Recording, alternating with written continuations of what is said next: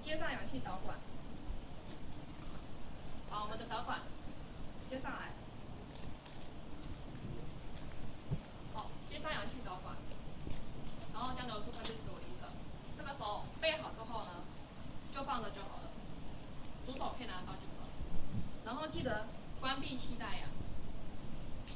好，关闭气袋呀。那因为他是个溺水患者嘛，记得给他保暖。保暖完之后呢，就问主手学长，请问还有什么事情要帮忙？